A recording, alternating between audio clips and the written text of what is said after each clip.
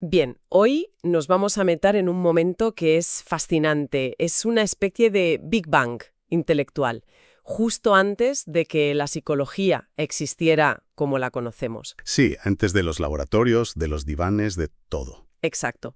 Los materiales que tenemos delante exploran justo eso, los antecedentes científicos sociales, y la misión, creo, es entender una idea que lo cambia todo. A ver, Que para comprender la mente de una persona, quizá no baste con mirar dentro de su cabeza.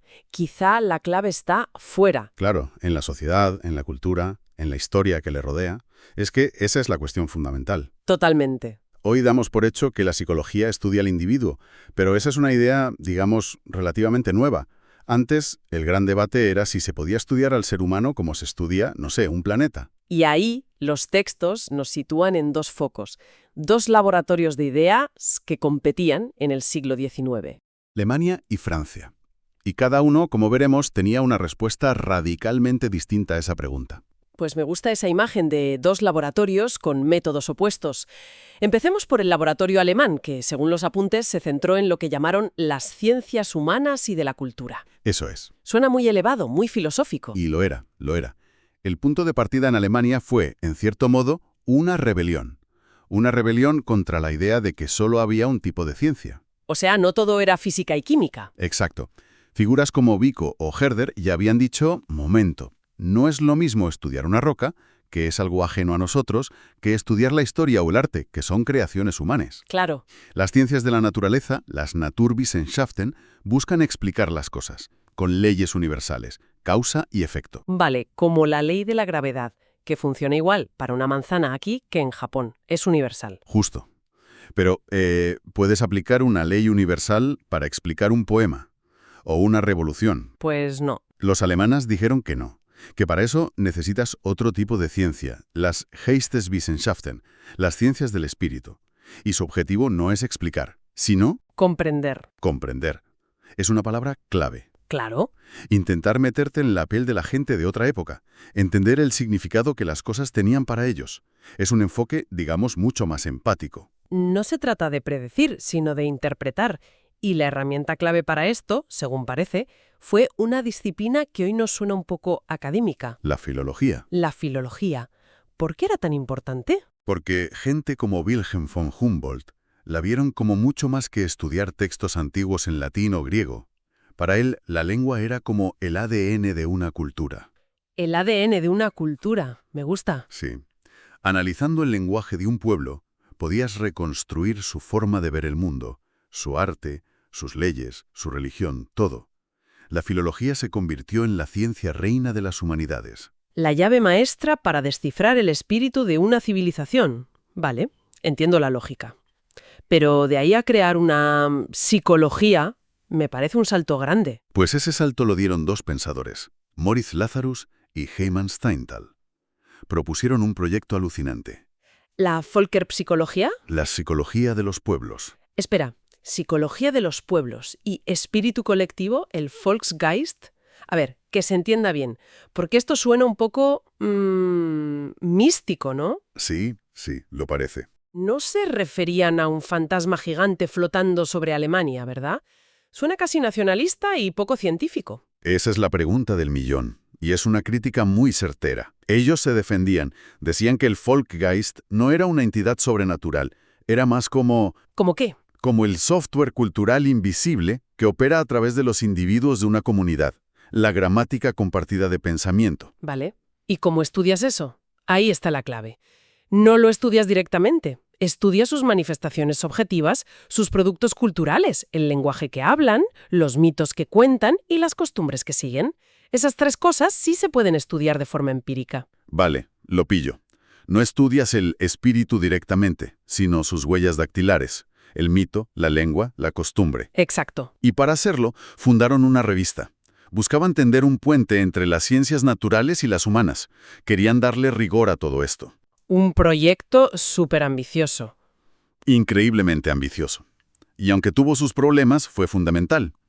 De hecho, esta idea de que hay procesos mentales que van más allá del individuo influirá directamente en uno de los padres de la psicología, Wilhelm Wundt. ¿El del primer laboratorio de psicología? Ese mismo. Le dedicó los últimos 20 años de su vida a escribir una Völkerpsychologie de 10 volúmenes. Es fascinante.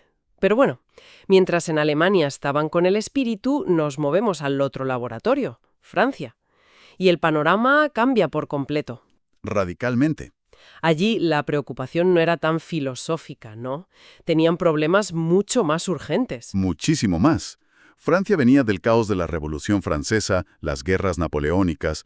La sociedad estaba, literalmente, hecha a pedazos. La pregunta no era qué es el espíritu, sino cómo arreglamos esto. La necesidad era práctica. Y aquí es donde aparece la figura de Auguste Comte. El padre del positivismo. Su idea era que para reconstruir la sociedad había que hacerlo sobre bases científicas, no sobre religión o metafísica. Exacto. Crear una física social. Él luego la llamó sociología. Quería aplicar el método de las ciencias naturales, observación, búsqueda de leyes, al estudio de la sociedad. Y aquí viene la gran paradoja. La gran paradoja. En su gran sistema de las ciencias, Comte no dejó ni un hueco para la psicología. La odiaba, por lo que parece. Le parecía un disparate. Desconfiaba totalmente de la introspección. ¿Por qué? ¿Cuál era su argumento? Era simple y demoledor. Es imposible que la mente se divida en dos, para ser al mismo tiempo la que observa y la que es observada. Vaya. Decía que era como intentar mirarte los ojos a ti misma sin un espejo. Para él, hablar de lo que sientes o piensas era pura charlatanería precientífica. Tengo que admitir que en parte le entiendo. La introspección es muy subjetiva. ¿Cómo construyes una ciencia fiable sobre algo así? Desde luego, Comte solo admitía dos formas de estudiar al ser humano. O bien desde la biología, estudiando el cerebro. La frenología y los bultos del cráneo. Era un entusiasta, sí. O bien desde la sociología, estudiando a las masas. Pero el individuo y su conciencia, para él, eran una caja negra inaccesible a la ciencia. Pero el positivismo de Comte no era la única propuesta sobre la mesa. Los apuntes presentan una alternativa que le da la vuelta a todo. Karl Marx. Marx es el reverso total del idealismo alemán, que vimos al principio. Si para Hegel la idea o el espíritu moldeaba la realidad, Marx le da una patada al tablero y dice, no, es al revés. A ver, explícame eso. Para Marx, no son nuestras grandes ideas sobre justicia las que construyen la sociedad, sino que la sociedad... Construye nuestras ideas. Exactamente. Para Marx, la base de todo son las condiciones materiales y económicas. Cómo producimos, quién posee los medios, a eso lo llama la infraestructura. La base económica. Y esa base es la que determina todo lo demás. Nuestras leyes, nuestra moral, nuestra religión, el arte, todo eso es la superestructura. Esto es una idea radicalísima. Significa que mis creencias más profundas, mi sentido del bien y del mal, mi propia conciencia, no son realmente mías. Son solo un producto de mi clase social o del sistema económico. Esa es la dinamita del pensamiento de Marx. Hay una frase suya que lo resume todo. No es la consciencia del hombre la que determina su ser, sino por el contrario, el ser social es lo que determina su consciencia. Es tremendo. Tu forma de pensar no es libre y autónoma. Es un reflejo de tu lugar en la estructura social. La conciencia, por tanto, no es algo espiritual, sino que tiene un fundamento material, histórico y sobre todo social. Vale, tenemos los dos frentes clarísimos. Los alemanes buscando el espíritu en la cultura y los franceses buscando las leyes materiales de la sociedad. Esto nos lleva de cabeza al tercer apartado, que se presenta como un campo de batalla. Sí, una batalla entre la sociología y la psicología que por fin empieza a asomar la cabeza como disciplina. Y ambas se pelean por un concepto clave, la conciencia colectiva. Aquí el general al mando del ejército sociológico es Emil Durkheim. Él quería consolidar la sociología como una ciencia autónoma, con su propio territorio, y para delimitar esa frontera define su objeto de estudio, el hecho social. ¿Y qué es exactamente un hecho social? Es cualquier forma de actuar, pensar o sentir que es externa al individuo y que ejerce un poder coercitivo sobre él. Coercitivo, o sea, que nos obliga. Eso es, son las reglas del juego social. No las hemos inventado nosotros. El idioma que hablamos, la moneda que usamos, las normas morales, no las elegimos, nos vienen dadas y nos obligan a actuar de cierta manera. Aunque no nos demos cuenta de esa presión, ¿no? A menudo no. Y lo más curioso es que, para desarrollar su idea, Durkheim se inspiró directamente en la Völkerpsychología alemana. Ah, sí, hay una conexión. Totalmente. Vio que lo que Lazarus y Steinthal llamaban espíritu del pueblo, él podía estudiarlo de una forma mucho más rigurosa bajo el nombre de conciencia colectiva. Creía que su sociología podía cumplir la promesa que los alemanes no habían logrado. Y lo aplicó a temas increíblemente potentes. El ejemplo del suicidio es brutal. Es su obra maestra. Demostró que un acto que parece el más íntimo, personal y psicológico que existe, como quitarse la vida, en realidad está gobernado por fuerzas sociales. ¿Eso es difícil de asimilar? Pero los datos estaban ahí. Las tasas de suicidio no son aleatorias. Varían de forma predecible según el país, la religión, el estado civil. Su conclusión fue que el suicidio depende del nivel de cohesión social. O sea, que aumenta tanto si estás muy aislado como si estás demasiado integrado en un grupo. Exacto.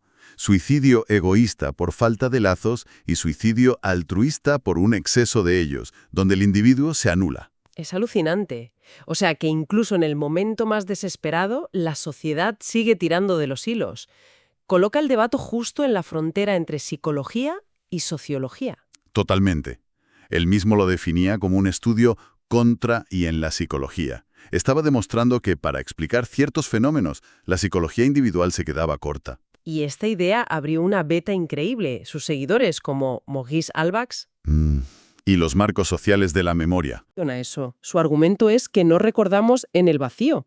Recordamos como miembros de un grupo, una familia, una nación, una generación, y esos grupos nos dan los marcos, los puntos de referencia, los relatos compartidos que nos permiten localizar y dar sentido a nuestros recuerdos. Ponme un ejemplo más actual. Piensa en el 11 de septiembre.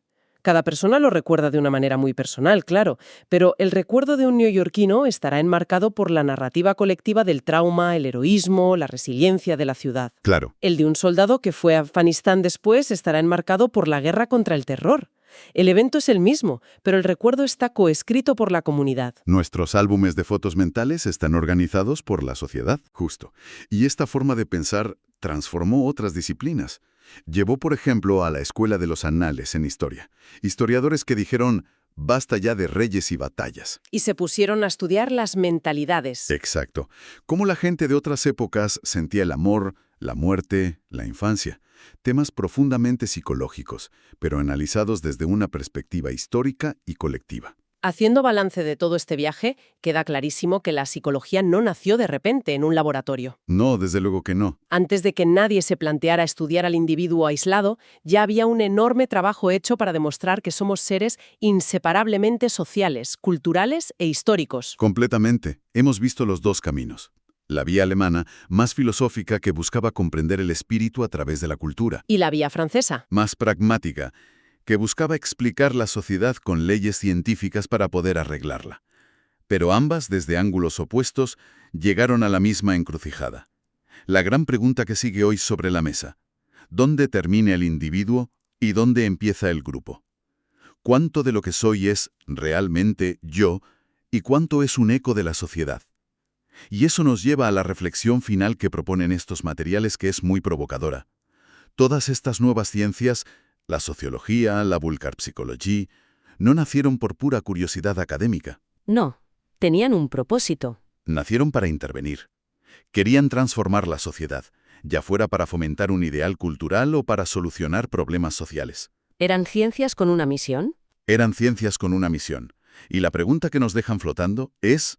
¿Inevitable?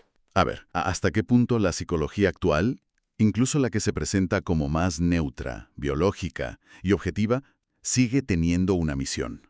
Sigue estando, de forma consciente o no, moldeada por las necesidades de nuestra sociedad. Cuando nos habla de bienestar, resiliencia, autorrealización, ¿qué tipo de ser humano, qué tipo de ciudadano está intentando construir?